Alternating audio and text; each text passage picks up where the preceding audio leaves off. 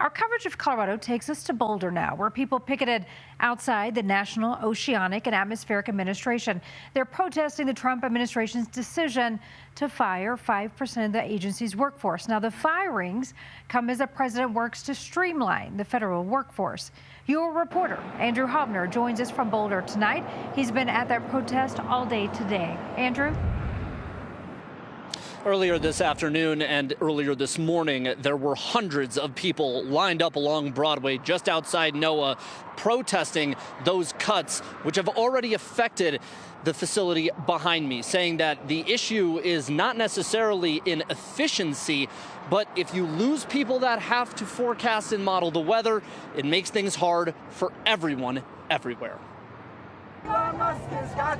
Scores of individuals took to the streets at NOAA to protest cuts and firings at their Boulder office. A shock to Lindsay Larvick, a former NOAA employee who worked IT up until this past week. I work in IT, so I was actually sent emails on instructions of what to do for those employees who were going to be terminated. When she found out, she was on the chopping block too. I tend to have a pretty big footprint as far as interacting with other divisions go.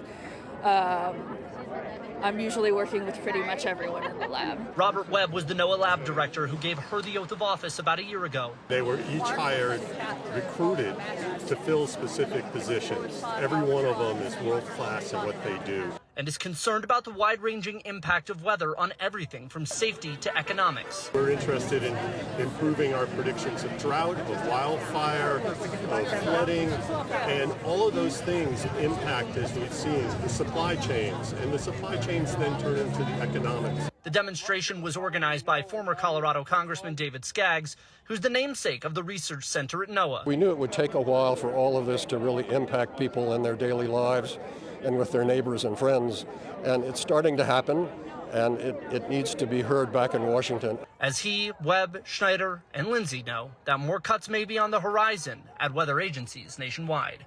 Not necessarily an impact that the average person will necessarily see right away, but we will feel it.